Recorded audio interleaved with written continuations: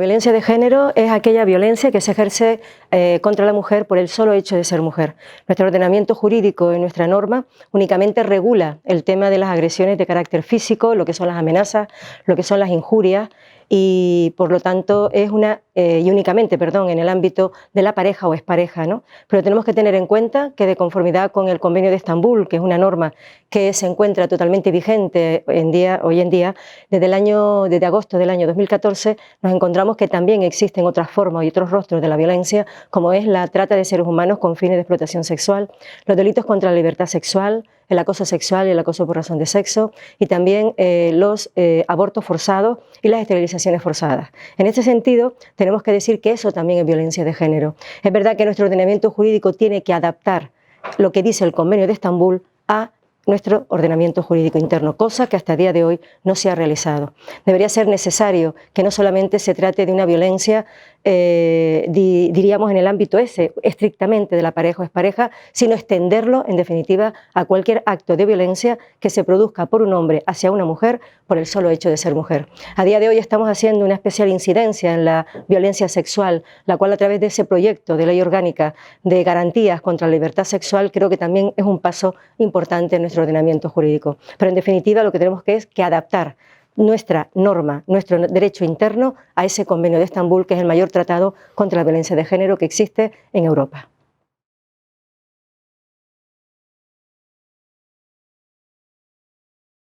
Bueno, el tema de los menores es un tema, la verdad, que se encuentra totalmente invisible a los ojos de nuestra sociedad. Desde siempre se ha entendido, y no entiendo por qué, que cuando se establece cualquier acto de violencia de un hombre hacia una mujer, siempre pensamos, o la sociedad piensa, y tolera muchísimo la violencia que se ejerce sobre esos niños y niñas, ¿no? Se entiende que no pasa absolutamente nada por el hecho de que un maltratador pueda atentar contra esos niños, porque pensamos que a pesar de que pueda atentar contra la madre, no lo va a hacer nunca contra el niño, cosa totalmente incierta. Yo siempre he dicho durante muchísimo tiempo que un maltratador nunca puede ser un buen padre y que por lo tanto se tienen que adoptar medidas de protección.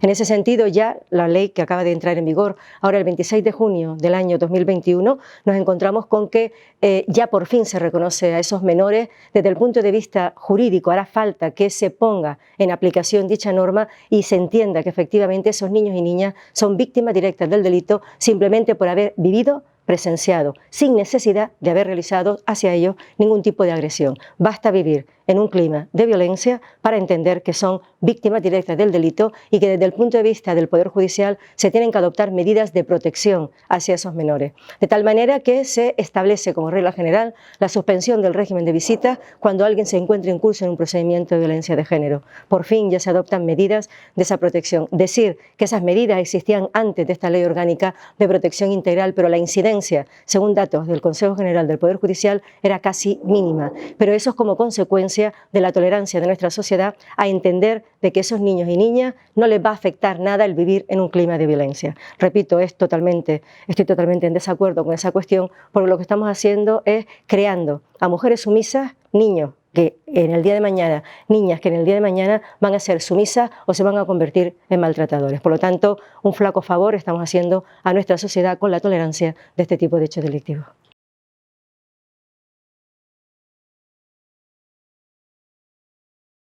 Bueno, el tema de la pandemia, durante la época importante de confinamiento, nos hemos encontrado con que las mujeres no salían a la calle a los efectos de interponer la denuncia correspondiente, ¿no? Entonces, el Gobierno de Canarias ha establecido una campaña bastante importante, que es la campaña de Mascarilla 19, donde observamos que efectivamente las mujeres, sin necesidad de tener que acudir, podían acudir a la farmacia para poner en comunicación una situación de violencia.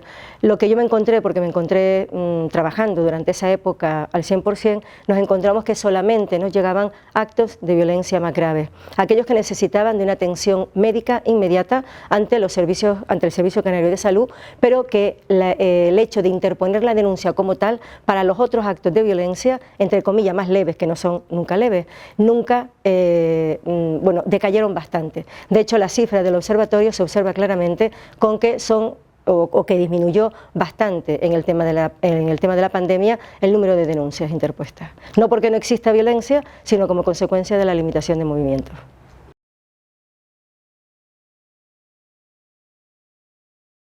Hombre, sí, desde el momento que se terminó el confinamiento importante, es decir, el confinamiento domiciliario, sí es verdad que las mujeres se han decidido pues, a interponer la denuncia en momentos posteriores, eso es verdad. Y ahora lo que me relatan son actos acaecidos durante la pandemia, durante el confinamiento.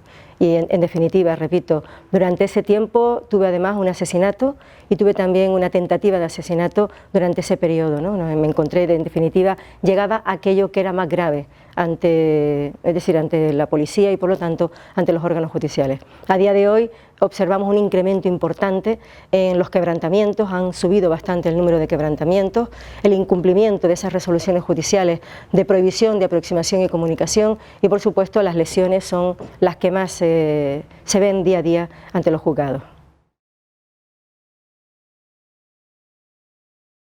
No hay perfil de mujer víctima, ni tampoco hay perfil de hombre maltratador.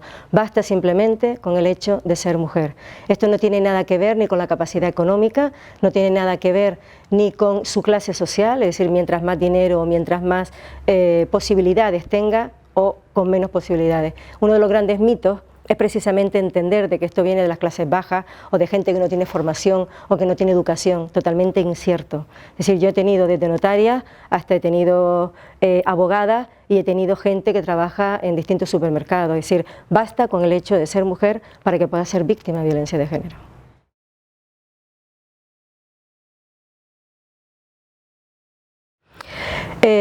Yo creo que lo fundamental y uno de los grandes retos que nos queda ahora es la aplicación de la perspectiva de género, ¿no? Es fundamental aplicar la norma, no desde el punto de vista estricto que establece la propia ley con una simple lectura, sino ver más allá, ¿no? Es decir, que cuando se le tome declaración a la víctima se dejen atrás los prejuicios, los cuestionamientos y que efectivamente se lleve a cabo una interpretación igualitaria de la norma y por lo tanto para una mayor efectividad. Eso va a dar lugar a una mayor protección de los niños y niñas y mucha mayor protección hacia las mujeres, ¿no?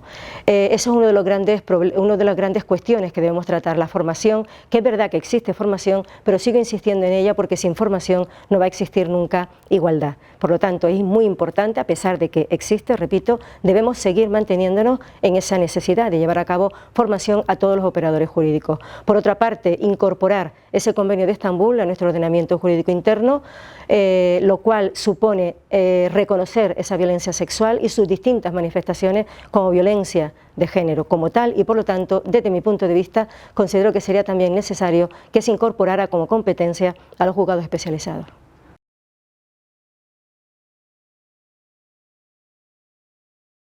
Yo creo que ha sido un acierto totalmente la aparición de este proyecto de ley orgánica de medidas de garantía sexual.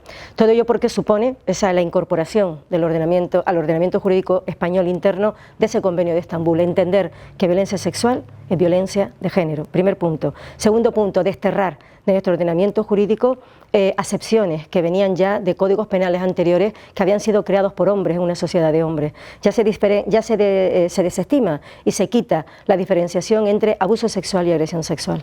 El abuso sexual es un concepto que chirría a los ojos de nuestra sociedad. Basta simplemente recordar el tema del caso de La Manada, donde nos encontramos que las mujeres que salieron a la calle decían que no es abuso, que es violación. ¿Por qué? Porque es un concepto totalmente que no cuadra con nuestra sociedad actual. Cuando hablamos de abuso, hablamos de mal uso, y mal uso de una cosa o de un objeto, ¿vale? Y si lo estamos incorporando los delitos contra la libertad sexual, supone mal uso de una mujer, supone en definitiva cosificar a la mujer. Ese concepto desterrado, ese concepto supone ya un gran avance. Podemos hablar de ataques contra la libertad sexual y dependiendo de la gravedad de ese ataque podemos incorporar una pena adaptada a cada uno de esos actos, pero son ataques contra la libertad sexual.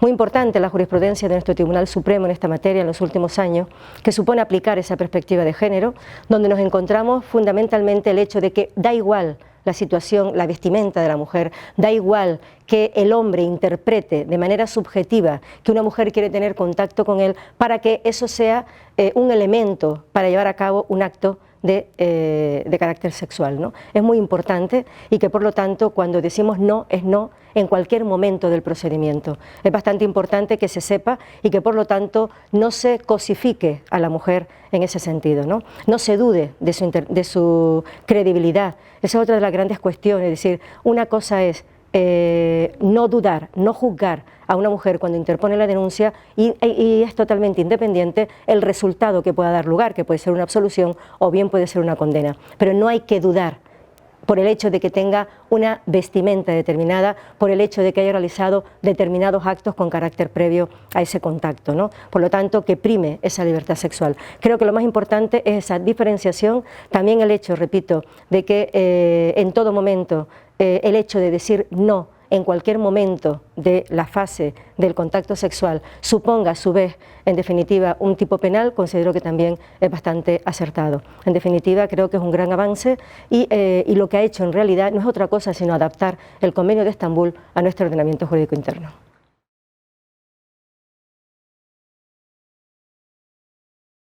Hay un desconocimiento importante, es la llamada sumisión química, ¿no?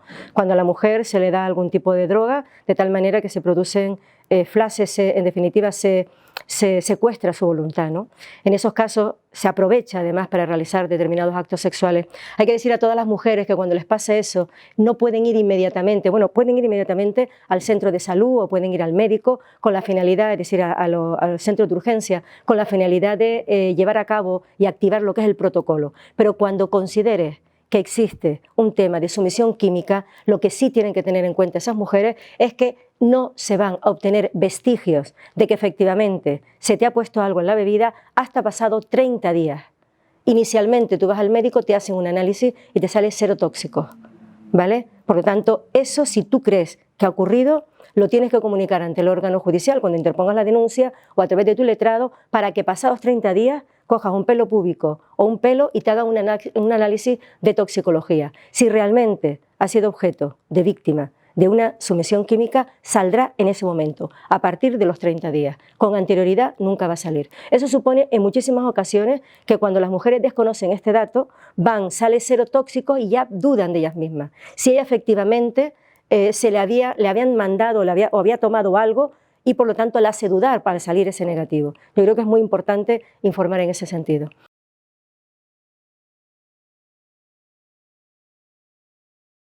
Bueno, en el ámbito de la pareja está claro que ya nuestro Tribunal Supremo habla de que efectivamente la violencia sexual en el ámbito de la pareja existe y es totalmente execrable, es decir, eso está totalmente incorporado por la jurisprudencia de nuestro Tribunal Supremo.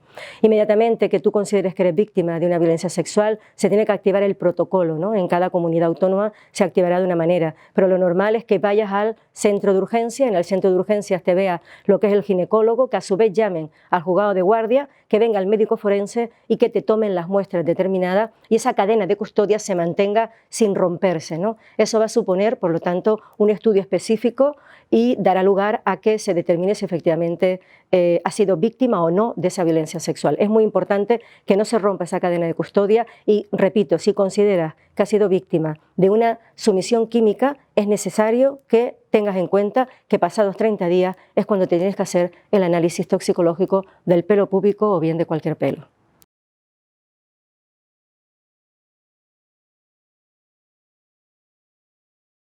Bueno, sí, simplemente vuelvo otra vez al mismo origen, es decir, el Convenio de Estambul establece que eso es violencia de género, que la violencia sexual es violencia de género, con independencia de la relación que exista entre el agresor y la víctima, no hace falta de que sea una pareja o una expareja o tu marido o tu exmarido, sino que basta con que sea un tercero. Ese tercero ajeno, si realiza ese tipo de acto sexual, dará lugar a que, desde mi punto de vista y aplicando el Convenio de Estambul, sea necesario que sea competencia de los juzgados especializados.